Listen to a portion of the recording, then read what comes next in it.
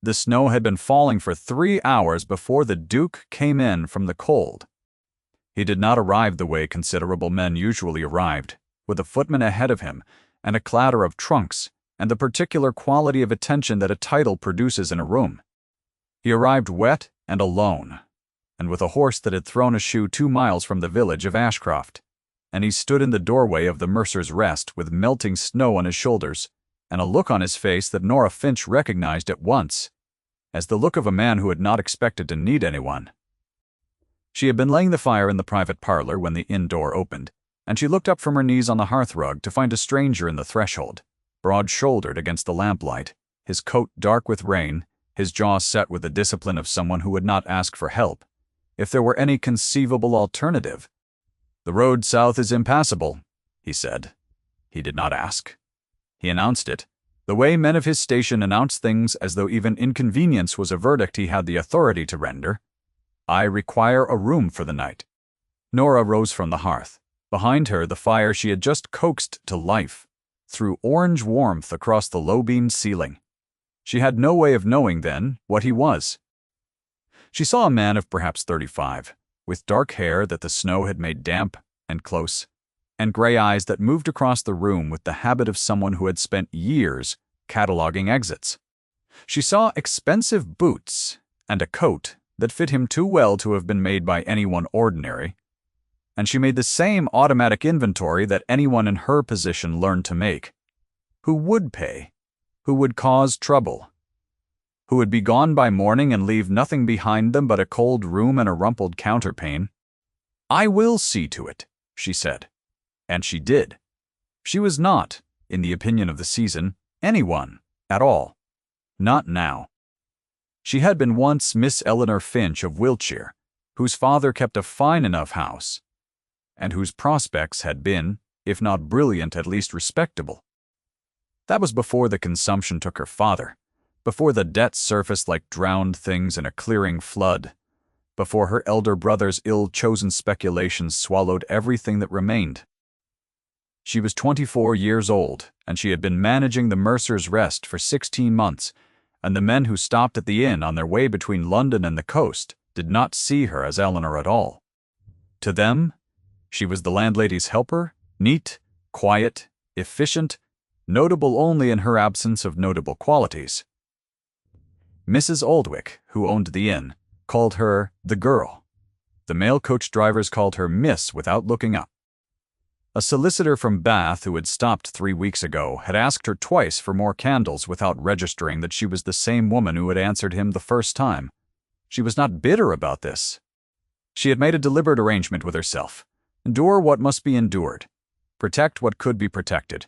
And do not mistake the world's forgetting for the final verdict. Her father had raised her to believe that a woman's worth was not the same as the world's willingness to see it. She held to that belief, the way one holds a candle in a draught carefully with both hands, slightly hunched against the wind. She showed the stranger to the better of the 2 upstairs rooms and lit the candle on the writing table and told him supper would be cold, but the stew was still warm. And he said, "Thank you, miss," and stopped. There it was, the pause. The particular silence that preceded a name she had not been given cause to offer. "Finch," she said. "Miss Finch, I will bring your supper directly." She was at the door when he spoke again. "The horse, I left him at the post-yard. He will need attention to that. Near foreleg, the cobblestones caught him badly. I will send word to Mr. Hobbs. He will see to it tonight." She did not wait for his acknowledgement. She went downstairs, and sent the stable boy to Hobbs, and ladled the stew herself. And she did not think about the stranger again, until she brought his tray up and found him standing at the window with his coat off, one hand at the back of his neck, staring at the snow-dark street below with an expression she could not name. He turned when she entered. He was in his shirt-sleeves, and he did not appear to notice that this was irregular. Nora noticed. She set the tray on the table without comment. "How long has the road been like this?" he asked. "Since noon. The mail coach did not come through. We do not expect it before tomorrow at the earliest." He absorbed this without visible agitation. "I was expected in London by Thursday." I am sorry for it." He looked at her, then, properly, the way he had not quite looked at her downstairs. She had grown accustomed to a particular quality of not being looked at, so she felt the difference as a physical thing, a slight pressure, the way one feels the sun emerge from cloud. "You manage this inn," he said. "I assist Mrs. Menda." "Oldwick. Yes. You laid the fire in the parlor. You showed me to this room. You are carrying my supper yourself. Is there no one else?" "Polly is unwell, and Thomas is with the horses." She paused. "We manage." Something shifted in his face, very slightly. She could not have said what it was. She picked up the empty tray and went back to the door, and he said, unexpectedly, "Finch, from Wiltshire." She stopped. Her hand was on the doorframe. She turned slowly, with the particular care of someone who has trained herself not to react to the unexpected. "I beg your pardon. There was a family by that name. Near Marlborough. A daughter. Eleanor, I believe." There was some difficulty with the estate. The silence between them was very particular. "There are many Finches in Wiltshire," she said, and went downstairs. She stayed downstairs for a long time. She banked the fire in the kitchen and checked the bolt on the stable door, and stood for several minutes in the cold of the passage, with her hand pressed against the stone wall, feeling the chill of it against her palm, steadying herself against the impossible fact of what had just happened. He knew her name. Her full name. The name that the world had finished using. The name that no one here had reason to know. He had spoken it the way one speaks something half-remembered, the specific quality of a memory that surfaces unexpectedly, uncertain of its own edges. She did not sleep well that night. If you have ever felt yourself becoming invisible to the world that once knew you, stay close. What happens at this inn over the next 2 days is the kind of recognition that does not announce itself until it is already irreversible. In the morning, the snow had not let up, and the Duke, for she had learned by morning that he was a Duke, from the ostler's boy who had gone to help Hobbs with the horse and come back full of the information that the carriage had the Selwyn crest on it, and that the gentleman was the Duke of Selwyn, no less, traveling without even a valet.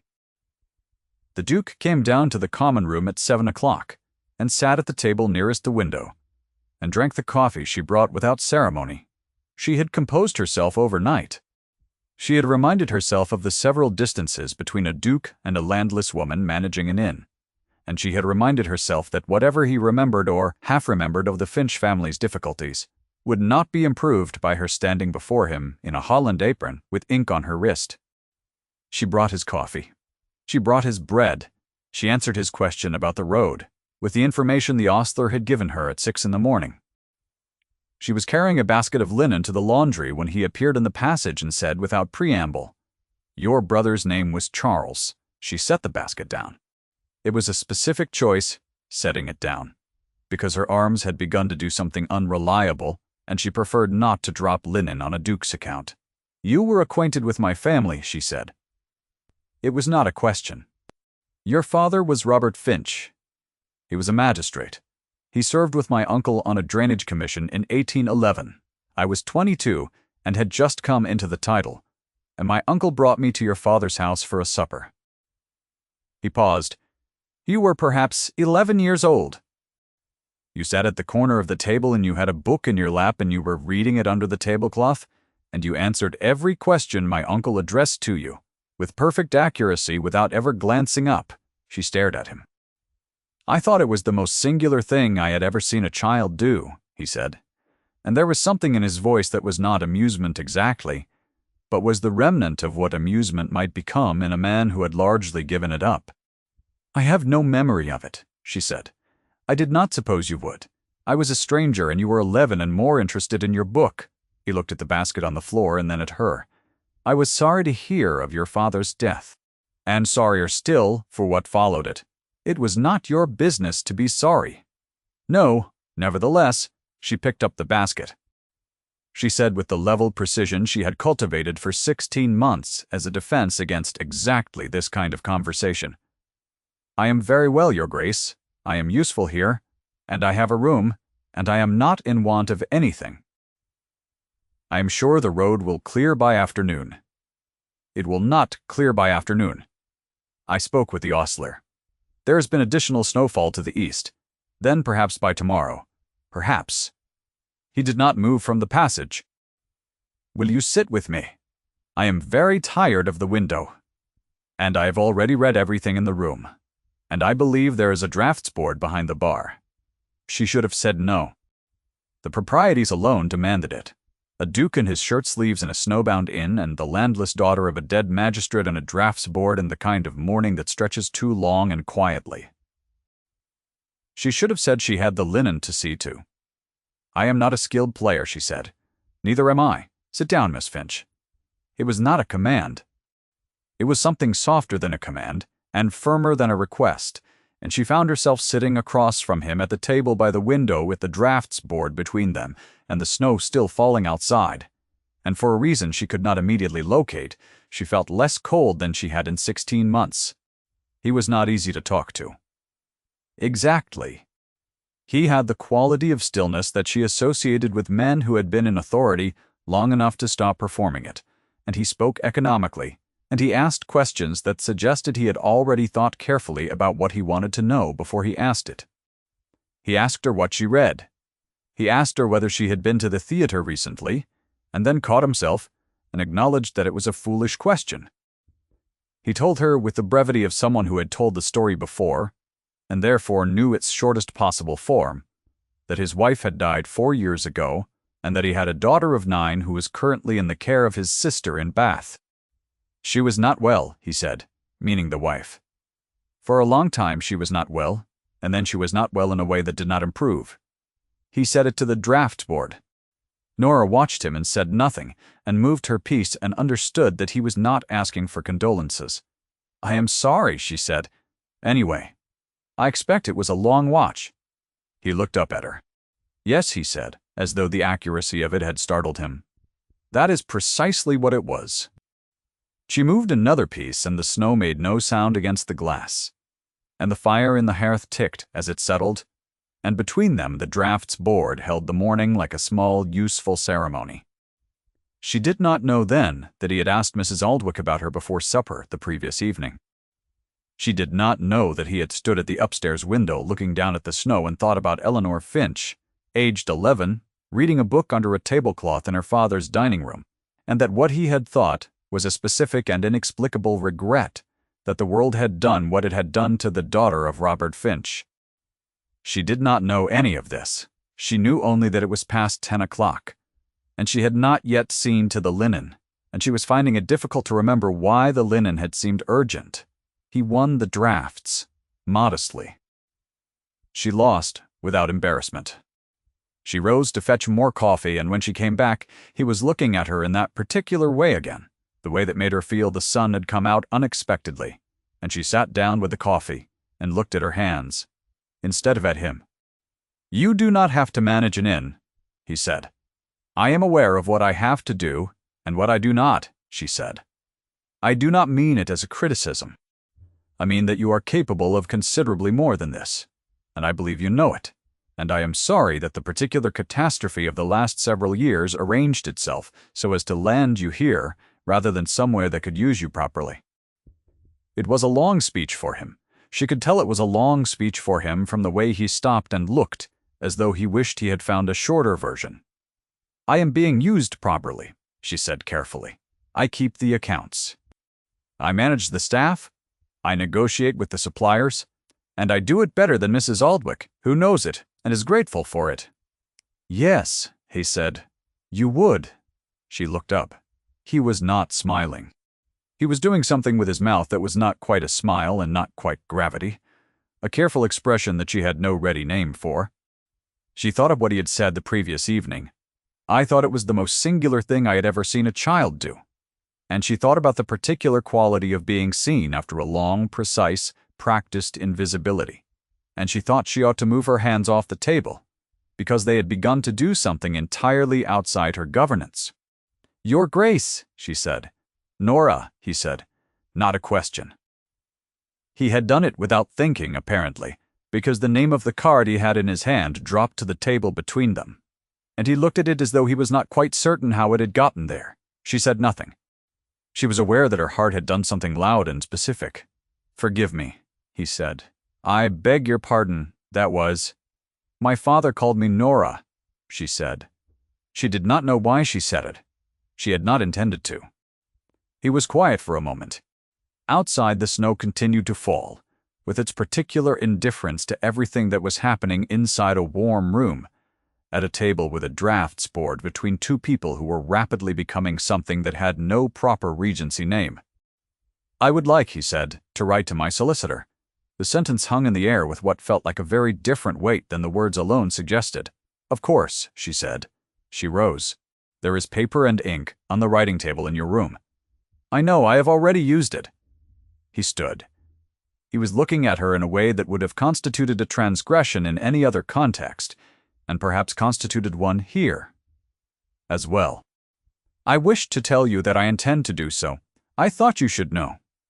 "I have no idea," she said carefully, "why that would concern me." "No," he said, "not yet." He went upstairs. She stood at the table with the draughts board, and the two cups, and the particular feeling of a woman who has just been told something she cannot quite translate, but knows, in the body's older, surer vocabulary, to be significant. The letter went south with the next mail coach, which broke through on the afternoon of the second day. By then, the Duke had been in residence at the Mercer's Rest for 36 hours, and had eaten 4 meals at the table by the window, and repaired a loose hinge on the kitchen door. Without being asked and engaged Mrs. Perkid, Oldwick in a conversation about the inn's drainage, that left Mrs. Oldwick looking very slightly stunned and very slightly flattered.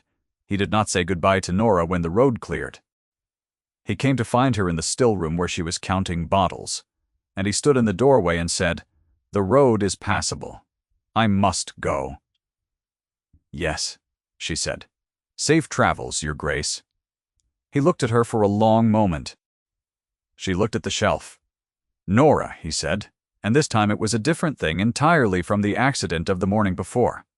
This time it was entirely deliberate, weighted with a precision she felt in her sternum. "I will be in Bath in a fortnight. My sister's house is in Camden Place." "I am aware of Camden Place," she said, to the bottles. "If you were ever in Bath," he said with the careful evenness of a man walking on ice and knowing it, "you might call on my sister." She turned around. She looked at him. "Why would I call on your sister?" she said. He held her gaze.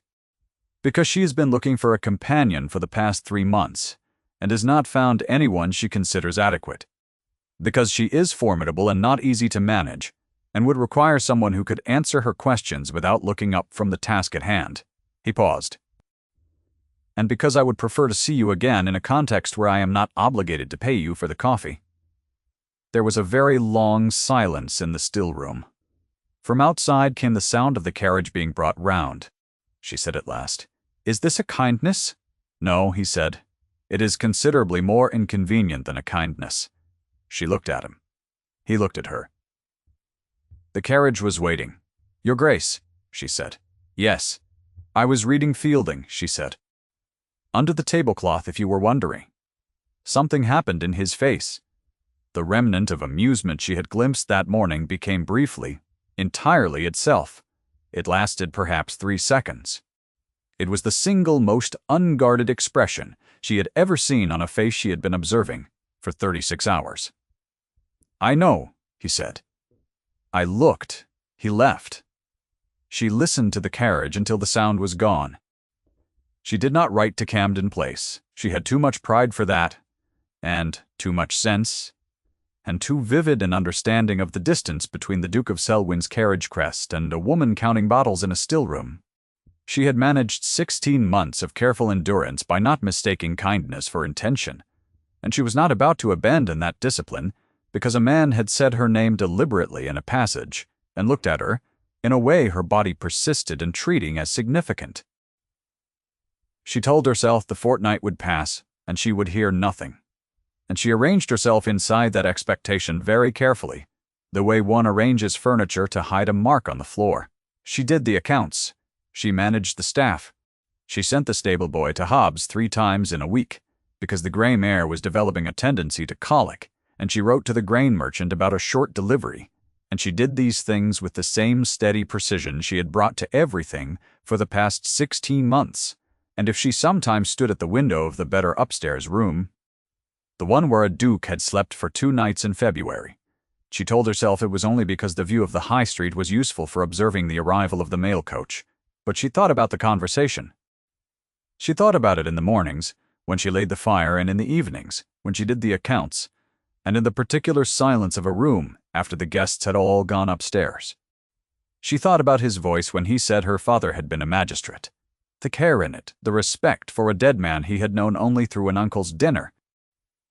She thought about him repairing the hinge on the kitchen door without announcement, the methodical quality of it, the competence of a man who had been left alone with a problem and simply solved it. She thought about what it would be like to read a book under a tablecloth, knowing that someone in the room had noticed and not told you. She was thinking about this on a Thursday morning, 3 weeks after he had gone, when Mrs.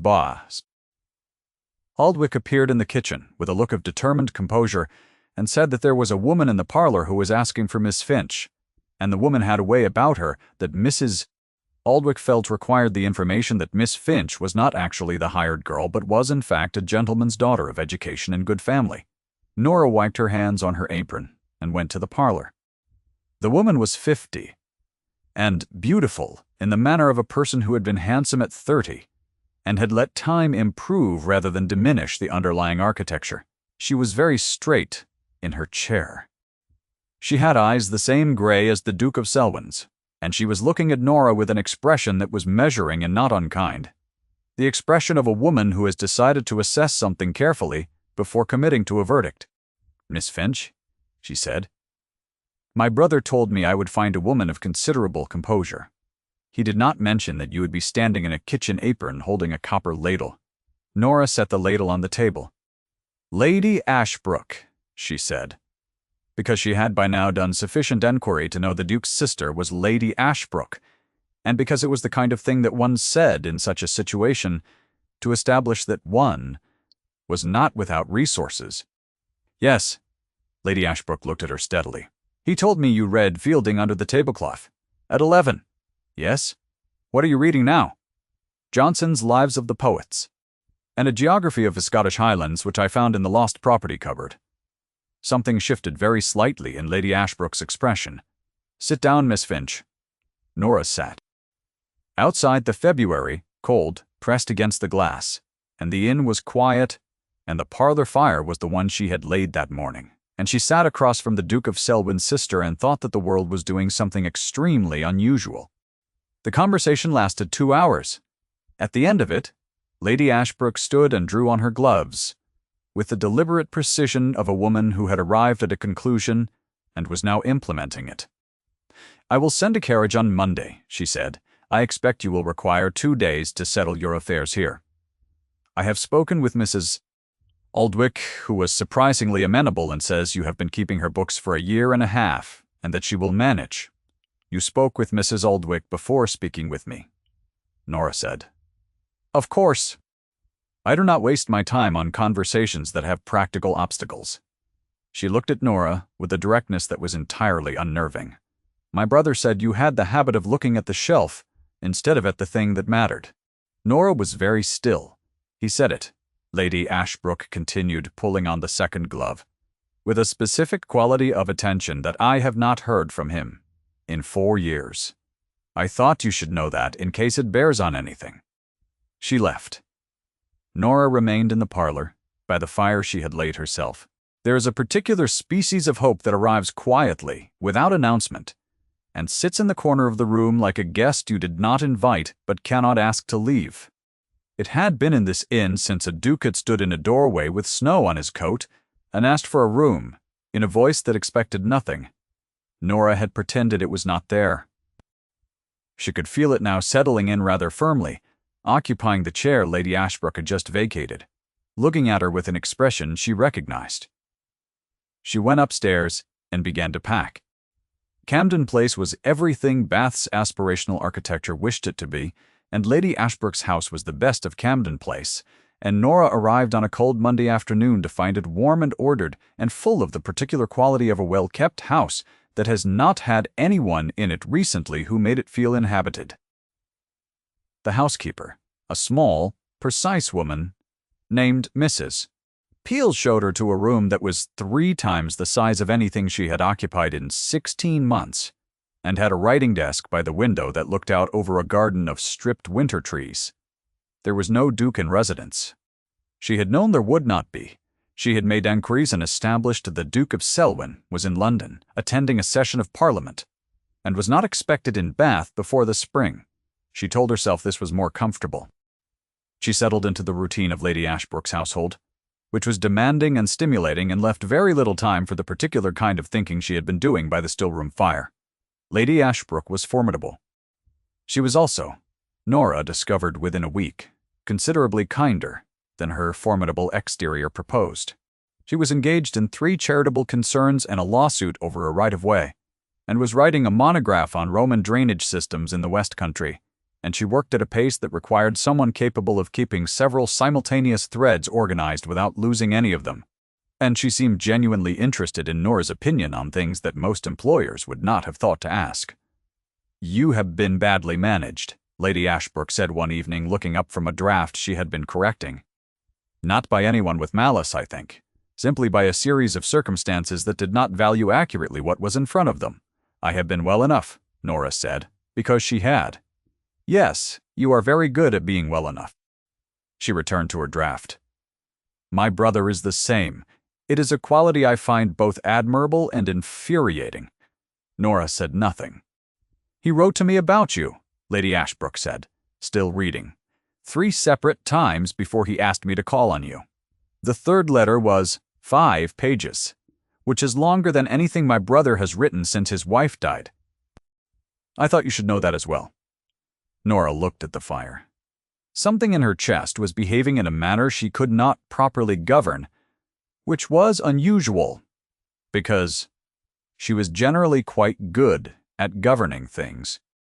He arrived in Bath on a Thursday in late March, without announcement, with a horse that was not lame, and a coat that was still too good, and the same quality of stillness he had carried into a snowbound inn in February. He came directly to Camden Place, which Nora knew because she happened to be in the hall when his knock came, having just returned from the lending library with 3 volumes under her arm. They stood in the entrance hall and looked at each other. "Miss Finch?" he said. "Your Grace," she said. Behind him, Mrs. Peel had the expression of someone who had been given very precise instructions about the order of things, and was currently watching those instructions be entirely ignored. "You look well," he said. "I am well." She was looking at him.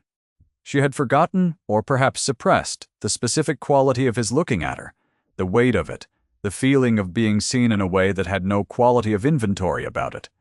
"The geography of the Highlands proved useful," she said. "Your sister has an interest in the northern roads." "Of course she does." Something moved in his face. "I have been meaning to ask since February. I have been meaning to ask whether you would be willing to walk with me in the Royal Crescent Gardens tomorrow, if the weather holds." It was an entirely proper request. A morning walk in a public garden, chaperonage was available, and would be required, and he knew it. "Yes," she said. He exhaled. It was very slight, nearly invisible, the kind of exhale a man produces when he has been holding a breath long enough that releasing it is its own event.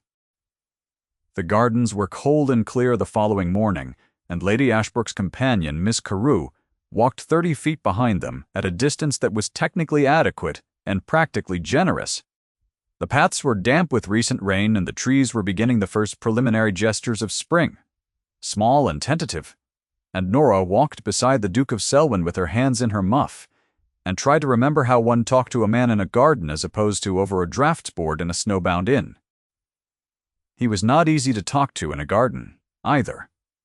He was easy to walk with, which was different, and possibly more important.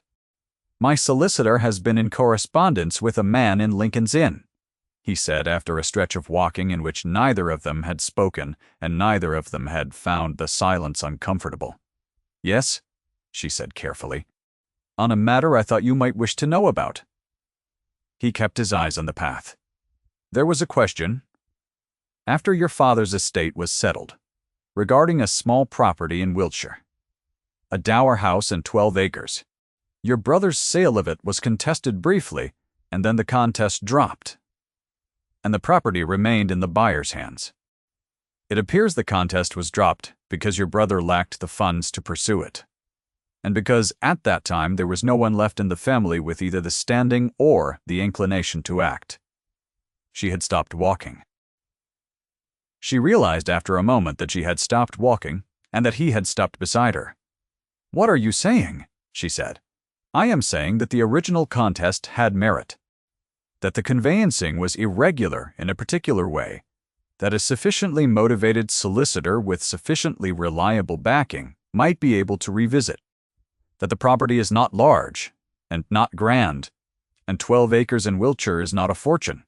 Yet it is the house where you lived, and it was your father's, and it was not rightly sold." She looked at him. "You have been arranging this." "I have been inquiring into it." He met her eyes. "There is a distinction, which I observe only because I wanted to tell you before I did anything. I did not want to arrange your life without your knowledge." She was looking at him very carefully. The March light was thin and clear, and it showed her his face with nothing softened in it, the lines of something that had been through grief and come out still standing, the gray eyes that had looked at her across a snowbound parlor and across a draftsboard and now across a damp garden path, and that had in all 3 instances looked at her with the same particular quality of seeing, as if she were a fact he had established and intended to carry accurately forward. "I do not need you to restore my father's house to me," she said. "I know you do not. I am capable of establishing my own situation. I know that as well." He paused. "I have known it since you answered every question my uncle asked you without looking up from Fielding. That is not why I am telling you about the house. Then why are you telling me?" He looked at her for a long moment. Behind them, 30 feet away, Miss Carew had become suddenly interested in a tree. "Because," he said, with the careful precision of a man who has chosen his words over several months, "I want you to know that whatever you decide, you have options. I do not want you to make any decision you might make from a position of necessity. I have seen what necessity does to decision-making, and I find I am unable to put you in that position with a clear conscience." She was quiet. The garden held them both in its thin spring light. "That is a very complicated way," she said slowly, "of saying something that might be said more simply." "Yes," he said. "Your Grace," she said. "James," he said, and it was the first time he had said it, and it landed in the garden with a quietness entirely disproportionate to its size. She looked at him. He had not moved. He was standing on the damp path in his good coat, with his hands behind his back and his face in the March light, as unguarded as it had been for those 3 seconds in the still-room doorway, when she had told him she had been reading Fielding. And she thought that the most singular thing about him was not his rank, or his stillness, or the width of his shoulders, or the way he had repaired a hinge without being asked, but the fact that he had looked at an 11-year-old girl reading a book under a tablecloth and thought it worth remembering for 13 years. "James," she said. He exhaled again, not slightly this time. The proposal was made that afternoon, in Lady Ashbrook's drawing-room, with Lady Ashbrook conspicuously absent and Mrs. Peel pointedly occupied in the hallway. It was brief and precise, and not at all poetic, which was exactly as it should have been, and Nora accepted it with the same brevity. And when he took her hand, the glove was between his palm and hers, and still the warmth of it reached through to her fingers. Lady Ashbrook came in 10 minutes later, with a look of immaculate non-surprise, and said that she supposed she would have to advertise for a new companion. "You could try someone who does not read under tablecloths," Nora offered. "I tried that for 3 months before you arrived," said Lady Ashbrook. "It was deeply unsatisfactory. The notice appeared in the Bath Chronicle 6 weeks later. It named her as Eleanor, daughter of a Wiltshire magistrate, and gave her father's name and station. And below the announcement of her engagement to the Duke of Selwyn it noted, with the serene confidence of a statement that required no defense, that the family had been long acquainted. There was no need to explain how long, or through what series of improbable circumstances. A duke's seal and a solicitor's correspondence and a snow-stopped road in February, and a woman who looked at shelves instead of at the things that mattered, and a man who had remembered her name across 13 years, and a great deal of silence. The small property in Wiltshire was restored to her by the autumn, through means that were legal and rigorous, and that the solicitor in Lincoln's Inn described as routine, though his expression suggested otherwise. She did not live in it. It was let to a family of 4 who paid a modest rent and kept the garden well. And twice a year, she received a letter from the tenant describing what was in bloom. She kept those letters in a small cedar box on the writing desk in the room that was now entirely hers, in the house that was now entirely hers, in a life that had chosen her as surely as she had chosen it. The box had been her father's. She had carried it from the inn in Ashcroft in her traveling bag. Wrapped in a spare apron, one of the very few things she had held on to through the long, careful business of endurance.